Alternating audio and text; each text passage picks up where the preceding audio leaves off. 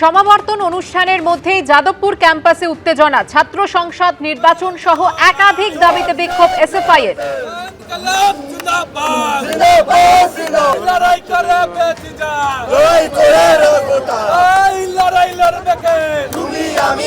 কি পরিস্থিতি জানবো, আমাদের প্রতিনিধি সন্দীপ সরকার এই মুহূর্তে রয়েছেন সরাসরি। সন্দীপ, এই মুহূর্তের ছবি। দেখো, আচার্য সিভি আনন্দ বোস তিনি এসে পৌঁছেছেন যাদবপুর বিশ্ববিদ্যালয়ে।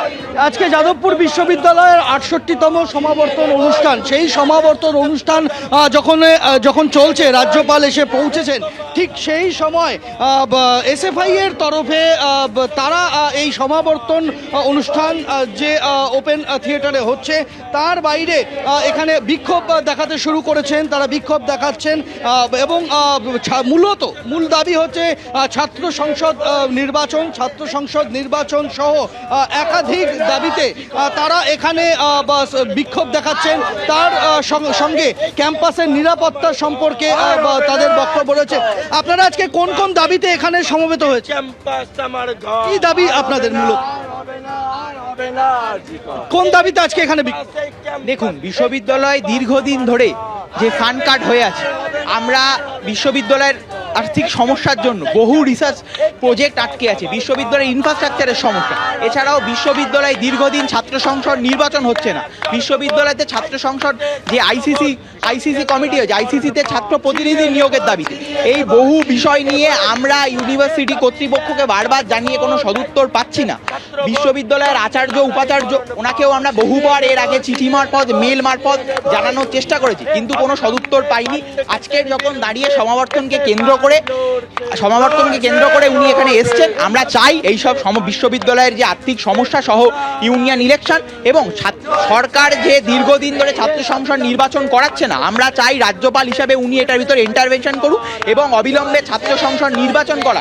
এই সমস্ত বিষয় নিয়ে আমরা চাই রাজ্যপালের সাথে কথা বলতে এবং তাকে ডেপুটেশন। দেখতেই পাচ্ছ যে এই মুহূর্তে স্লোগান চলছে। তারা হাতে এই ধরনের ব্যানার, হাতে লেখা ব্যানার সেগুলি নিয়ে এসেছেন। এখানে চাই ছাত্র সংসদ নির্বাচন, অবিলম্বে আইসিসি ইলেকশন, এই সমস্ত দাবি তারা তুলছেন। আজকের দিনেই কেন, সমাবর্তন অনুষ্ঠানের দিনেই কেন বিক্ষোভ? কারণ সমাবর্তন ছাড়া আমরা আমাদের বিশ্ববিদ্যালয়ের যে চ্যান্সেলর অর্থাৎ রাজ্যপাল, তাকে আমরা সমাবর্তন বাদে কোনো দিন বিশ্ববিদ্যালয়ের কোনো বিষয়ে ওনাকে পাই না। উনি তো বিশ্ববিদ্যালয়ের চ্যান্সেলর, তাহলে বিশ্ববিদ্যালয়ের যে সমস্যাগুলো সেটা তো উনি সেই বিষয়গুলোকে যদি দৃষ্টিপাত করে, হস্তক্ষেপ করে, তাহলে আমাদের ক্ষেত্রে সুবিধা হয় সেই বিষয়গুলো ডিল করতে। যেমন বিশ্ববিদ্যালয়ের একটা বড় সমস্যা হচ্ছে ফান্ড কাট। আজকে আপনারা কি করবেন? রাজ্যপাল তো এখনো রয়েছেন, আমরা দেখা করতে চাই, আমরা চাইছি ওনার সাথে দেখা করে আমাদের প্রতিনিধি দল ডেপুটেশন দিতে, যে সমস্যাগুলোর কথা বারবার আমরা মিডিয়া মারফত, আমাদের আন্দোলনের মারফত আমরা তুলে ধরতে চেয়েছি, সেই কথাগুলি ওনার কাছে বলতে চাই। সেটা জানানো হয়েছে রাজ্যপাল সরাসরি আমাদের সাথে এখনো কথা বলেনি। আমরা অথরিটিকে জানিয়েছি যে আমরা রাজ্যপালের সাথে দেখা করতে চাই, কথা বলতে চাই। আশা করছি কোনো একটা পথ আসবে।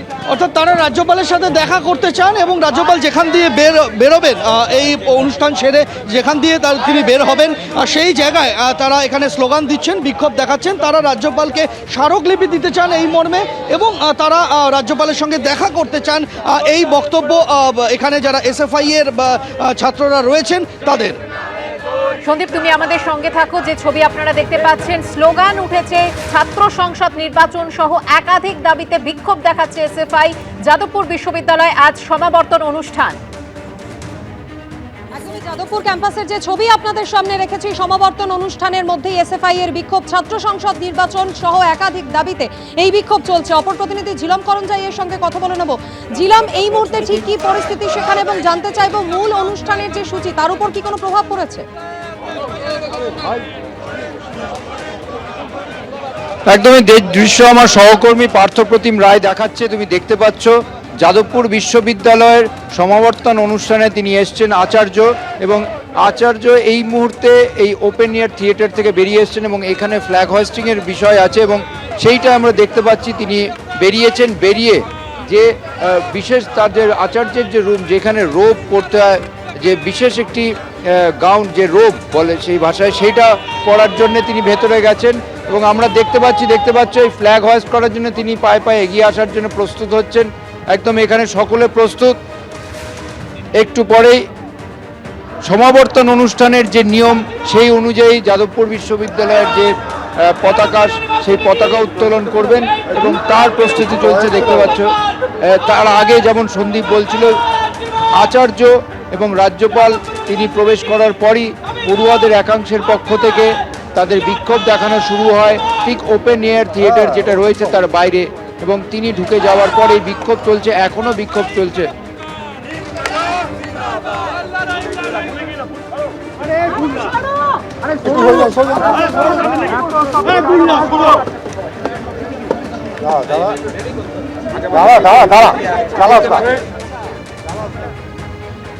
পরিস্থিতির দিকে আমাদের নজর থাকবে। ধন্যবাদ ঝিলম। আসছে পরের খবরে। পরপর দুদিন র্যাগিং এর অভিযোগকে কেন্দ্র করে উত্তেজনা ছড়ালো আরজিকর মেডিকেল কলেজ ও হাসপাতালে। দুপক্ষের অভিযোগ খতিয়ে দেখতে তদন্ত কমিটি তৈরি করা হবে বলে জানিয়েছে আরজিকর হাসপাতাল কর্তৃপক্ষ। আবার শিরোনামে আরজিকর। এবার আরজিকর মেডিকেল কলেজে র্যাগিংয়ের অভিযোগ ঘিরে শোরগোল, জানিয়ে তদন্ত কমিটি গঠন করবে হাসপাতাল কর্তৃপক্ষ। আরজিকর মেডিকেল কলেজের মানিকতলা হোস্টেলে প্রথম বর্ষের পড়ুয়ারা থাকেন। দ্বিতীয় বর্ষের পড়ুয়াদের জন্য নির্ধারিত হোস্টেলে পরিকাঠামো না থাকায় এখনও 10-12 জন দ্বিতীয় বর্ষের পড়ুয়া প্রথম বর্ষের জন্য নির্ধারিত মানিকতলা হোস্টেলেই রয়েছেন। অভিযোগ তাদেরই একাংশ প্রথম বর্ষের পড়ুয়াদের র্যাগিং করেছেন। শুক্রবার এ নিয়ে হাসপাতাল কর্তৃপক্ষের কাছে অভিযোগ করেছেন দ্বিতীয় বর্ষের ছাত্রদের আরেকটি অংশ। অভিযোগ এরপরই অভিযুক্তরা অভিযোগকারীদের হুমকি দেয় এবং মারধর করে। এ নিয়ে উল্টোডাঙ্গা থানায় অভিযোগও করা হয়েছে। এই পরিস্থিতিতে সোমবারের পর মঙ্গলবারও র্যাগিংয়ের অভিযোগকে কেন্দ্র করে উত্তেজনা ছড়ালো আরজিকর মেডিকেল কলেজ ও হাসপাতালে। মঙ্গলবার উপাধ্যক্ষ সপ্তর্ষি চট্টোপাধ্যায়ের কাছে মানিকতলা হোস্টেলে থাকা দ্বিতীয় বর্ষের পড়ুয়াদের একাংশ লিখিত অভিযোগ ও ডেপুটেশন জমা দিল। ফেক র্যাগিংয়ের অ্যালিগেশন লাগিয়েছিল যে আমরা নাকি মানিকতলা হোস্টেলে জুনিয়রদের র্যাগ করছি। এখন সেটা যে ফেক সেটা জুনিয়ররা নিজেরা একটা এমএসভিপি স্যার ডিন স্যারকে চিঠি করে দিয়েছে। অনুপম দা 2020 ব্যাচে আমাদেরকে ডেকে নিয়ে থ্রেট দেয়। আমি থ্রেট দেওয়ার কে? আমার এরকম কি ক্ষমতা আছে যে আমি ডিন স্যারের সামনে, হোস্টেল সুপারের সামনে, কলেজের একটা বোর্ড রুমে বসে তারপর কিছু জুনিয়রকে থ্রেট দেবো? এটা পুরোপুরি একটা মিথ্যে অভিযোগ। এই যে ছেলেগুলো যারা এতটা সাহস পাচ্ছে, তারা কাদের দিয়ে ব্যাকটাপ হচ্ছে? তারা কি শাসক দলের মদতপুষ্ট? এই সব বিষয়গুলোকে খতিয়ে দেখে এদের পুরো টোটাল ইনকোয়ারি করে যারা অভিযুক্ত তাদের একটা আমরা শাস্তির দাবি যাচ্ছি। দুপক্ষের অভিযোগ খতিয়ে দেখতে তদন্ত কমিটি করা হবে বলে জানিয়েছে আরজিকর হাসপাতাল কর্তৃপক্ষ।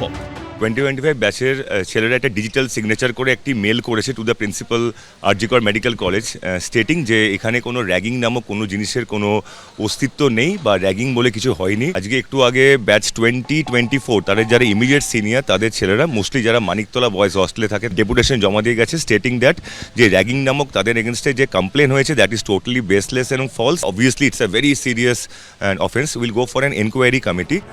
ঠিক এক বছর আগে আরজিকর মেডিকেল কলেজ সহ রাজ্যের বিভিন্ন মেডিকেল কলেজে থ্রেট কালচারের অভিযোগ সামনে এসেছিল। পথে নেমে প্রতিবাদ অবস্থান বিক্ষোভ করেছিলেন চিকিৎসক পড়ুয়াদের একাংশ। এবার ফের র্যাগিংয়ের অভিযোগ উঠল আরজিকর মেডিকেল কলেজ ও হাসপাতালে। ঝিলম করঞ্জাই, এবিপি আনন্দ, কলকাতা। এবিপি আনন্দ, এগিয়ে থাকে, এগিয়ে রাখে।